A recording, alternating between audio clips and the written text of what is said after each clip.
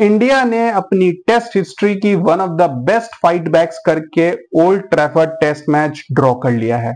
इसके पहले सिडनी में इंडिया ने जब ड्रॉ किया था और 2009 में न्यूजीलैंड के खिलाफ नेपियर में जब टेस्ट मैच ड्रॉ किया था, तो वो इंडिया की मेमोरेबल फाइट बैक्स है रीसेंट हिस्ट्री में। ऑफ कोर्स उसके पहले सुनील गावस्कर की एरा में भी इंडिया ने, क्योंकि सुनील गावस्कर इंडिया के बेस्ट टेस्ट बैट्समैन रहे हैं बाय अ डिस्टेंस, तो सुनील गावस्कर की एरा में भी इंडिया ने कुछ रिमार्केबल फाइट बैक्स किए थे 70s और अर्ली 80s में। लेकिन लास्ट 20 इयर्स में ये 3 टेस्ट मैच ऐसे रहे हैं जिसमें इंडिया ने रिमार्केबल परफॉर्मेंसेस दी है।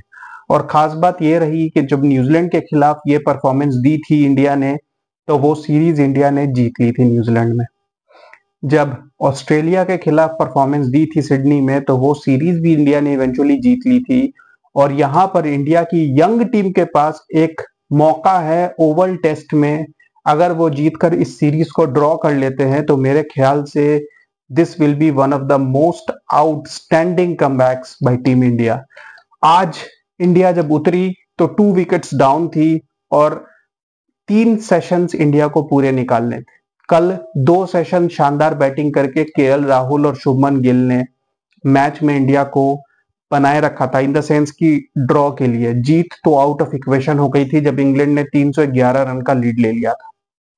लेकिन सबसे पहले कल कॉन्ग्रेचुलेट करना होगा केएल राहुल और शुभमन गिल को, क्योंकि 0 for 2 311 रन की लीड कंसीड करने के बाद पहले ही ओवर में यशस्वी जायसवाल और साई सुदर्शन दोनों आउट हो गए। तो ऐसा लगा कि ये टेस्ट मैच सिर्फ 4 दिनों का है और 3 टाइट टेस्ट मैचेस के बाद इंडिया ने फाइनली सरेंडर कर दिया है चौथे टेस्ट में। लेकिन वहां पर केएल राहुल और शुभमन गिल ने जबरदस्त बैटिंग की और कल 2 सेशन लगातार बिना विकेट गिरे बैटिंग किया। ऑफ कोर्स थोड़ा सा उन लोगों का स्ट्राइक रेट लो था, लेकिन इट डजंट मैटर, क्योंकि वो समझ गए थे कि यहाँ पे survival is more important. Shots खेलने के चक्कर में अगर विकेट्स गिर गए तो फिर ये मैच हार जाएंगे।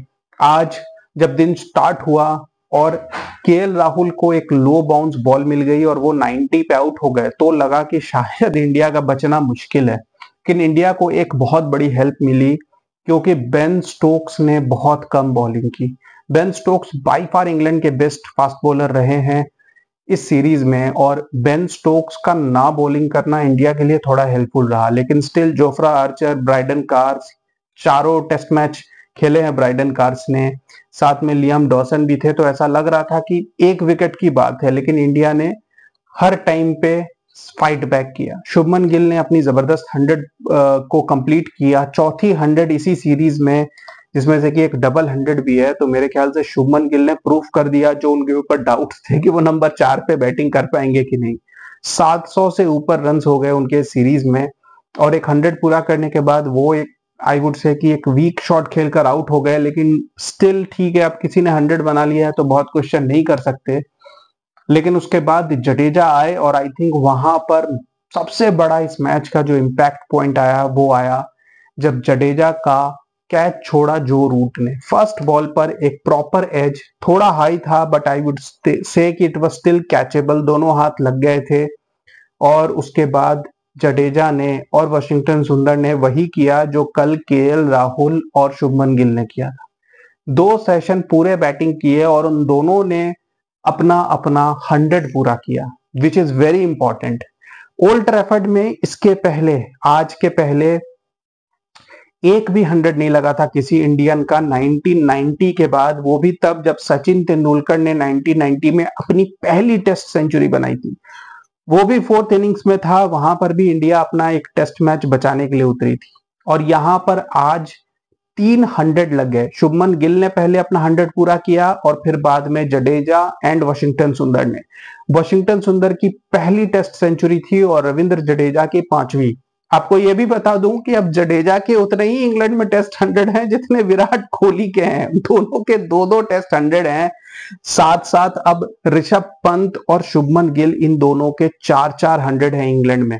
केएल राहुल के भी 4 हैं। केएल राहुल का यह 5वां 100 हो जाता। तो आप इमेजिन कर सकते हैं कि विराट कोहली इन सारे प्लेयर्स से कितने पीछे हैं। मैं विराट कोहली का नाम यहां इसलिए ले रहा हूं स्पेसिफिकली क्योंकि विराट कोहली ने इंग्लैंड के 3 कंप्लीट टूर्स किए हैं, 14, 18 और 2021 के। उसके अलावा 2 वर्ल्ड टेस्ट चैंपियनशिप का फाइनल और एक बर्मिंघम में जो इंडिया का टेस्ट मैच हुआ था इंग्लैंड के साथ, वो भी खेला था। तो इतने टेस्ट मैच खेलने के बाद भी 2 ही 100 थे। जडेजा के भी अब 200 हो गए हैं, जबकि जडेजा नंबर 7-8 पर बैटिंग करते हैं, कभी मौका मिला तो नंबर 6 पे बैटिंग करते हैं। और शुभमन गिल ने तो इसी सीरीज में 4 बना दिए, पंत ने 2 बनाए थे इसमें और 2 पहले के हैं उनके। तो इन प्लेयर्स ने काफी बढ़िया परफॉर्मेंस दी है। इनफैक्ट इसी मैच के दौरान केएल राहुल, जडेजा और पंत, इन तीनों ने 1000 रन इन इंग्लैंड कंप्लीट किए, which is a remarkable achievement in सबके लिए, क्योंकि इन लोगों ने बहुत ज्यादा टाइम स्पेंड भी नहीं किया है अभी क्रिकेट में। और इस सीरीज में वो जो भी डाउट्स उठ रहे थे कि क्या इंडिया की यंग टीम बाहर खेल पाएगी, इंग्लैंड में ये क्या किया जा रहा है, कल मैं देख रहा था कि काफी फैन क्लब्स थे जो याद दिलाने की कोशिश कर रहे थे कि देखो देखो इंडिया ये टेस्ट मैच हार रही है, हमें अपने पुराने प्लेयर्स को बुला लेना चाहिए। तो उनको मैं याद दिला दूं कि 2021 में जब इंडिया आई थी तो सारे सीनियर प्लेयर्स थे और इंडिया की टीम 60 पे ऑल आउट हो गई थी, जिसमें रोहित शर्मा भी थे, चेतेश्वर पुजारा भी थे, विराट कोहली भी थे, अजिंक्य रहाणे भी थे और 60 ऑल आउट हो गई थी। तो इन जूनियर प्लेयर्स ने तो उन सबसे बहुत बेहतर परफॉर्मेंस ऑलरेडी करके दिखा दिया है। चेतेश्वर पुजारा की भी शायद पूरे इंग्लैंड में करियर में सिर्फ 100 है, अजिंक्य रहाणे के भी 1-2 है, लेकिन एवरेज बहुत लो है। तो इस यंग टीम ने ऑलरेडी प्रूव कर दिया है कि इसके पहले टूर्स, पिछले 3 टूर्स की स्पेसिफिकली बात करूं तो पिछले 3 टूर्स के बैट्समैन से तो मच बेटर परफॉर्मेंस इन लोगों ने दी है, और बैट्समैन ने ये मैच ड्रॉ करके इस सीरीज में इंडिया को अलाइव रखा है। अब ओवल टेस्ट 3 दिन बाद है, आई डोंट नो कि उसका रिजल्ट क्या होगा, बट रिजल्ट जो भी हो, इस यंग टीम को सैल्यूट करना पड़ेगा कि इस यंग टीम ने इतनी रेजिलियंस दिखाई है, जबकि बॉलिंग काफी वीक है।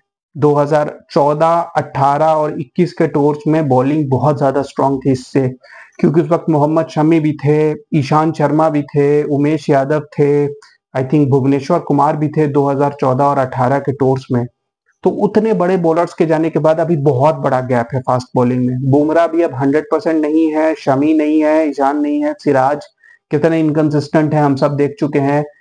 पूरी सीरीज में अभी तक उनके आई थिंक 2 ऐसी इनिंग्स रही है जिसमें उन्होंने बढ़िया बॉलिंग की है, एक लॉर्ड्स की सेकंड इनिंग्स और एक बर्मिंघम की फर्स्ट इनिंग्स। अदरवाइज सिराज का कोई भरोसा नहीं रहा।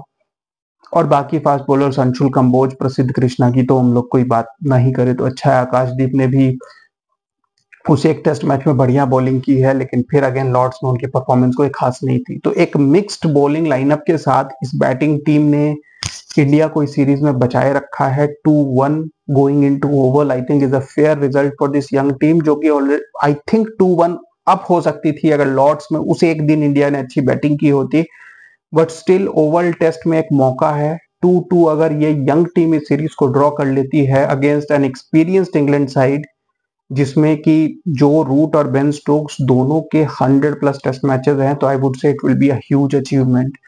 तो all eyes on the oval test and well done to this team India for a remarkable comeback in this test match। लेकिन एक बात बतानी आपको बहुत जरूरी है, जो कि लास्ट में हुई जब 1 घंटा बचा था और बेन स्टोक्स को कुछ निगल है।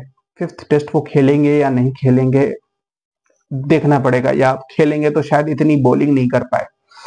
बेन स्टोक्स ने 1 घंटा रहते हुए ऑफर किया था रविंद्र जडेजा को कि let's go for a declaration, let's call this game of.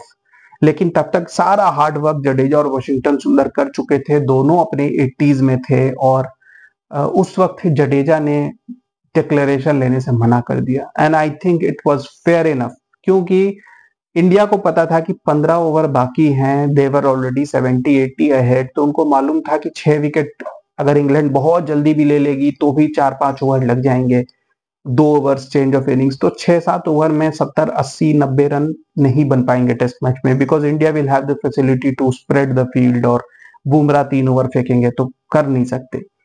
तो जडेजा सेड कि नहीं, हम लोग बैटिंग करना चाहते हैं, and India continued from there. हालांकि बेन स्टोक्स बहुत ज्यादा चिढ़ गए थे, और इंग्लैंड के जो बाकी भी प्लेयर्स थे, जो बॉलर्स थे, बैट्समैन थे, सब चिढ़ गए थे। Specially Harry Brook, Jack Crawley Ben Stokes के साथ जाकर इंडियन प्लेयर के साथ झगड़ा करने की कोशिश कर रहे थे, क्योंकि उनका कहना था कि भाई हम तो 1.5 दिन से फील्डिंग कर करके उब गए हैं, आप लोग चलो, बट जडेजा और वाशिंगटन सुंदर का साफ साफ ये कहना था कि हमने इतनी हार्डवर्क करके 80-85 तक पहुंच गए हैं और इंग्लैंड में टेस्ट 100 इतनी आसानी से बार बार मिलना नहीं है, सो वाई वेस्ट दिस अपॉर्चुनिटी। और उन दोनों ने वहां से कंटिन्यू किया। हालांकि फिर बेन स्टोक्स काफी चिढ़ गए थे, वो समझ गए थे कि अब रिजल्ट तो आना नहीं है, तो क्यों फिर अपने फास्ट बॉलर्स को टायर करे, तो उन्होंने हैरी ब्रुक को बॉलिंग दे दी और जो रूट को बॉलिंग दे दी। अच्छा रहा, जडेजा ने भी अपना 100 पूरा किया, वाशिंगटन सुंदर ने भी अपना 100 पूरा किया, लेकिन वो 100 कोई हल्के 100 नहीं है कि हैरी ब्रुक की बॉलिंग पे पूरा कर लिया।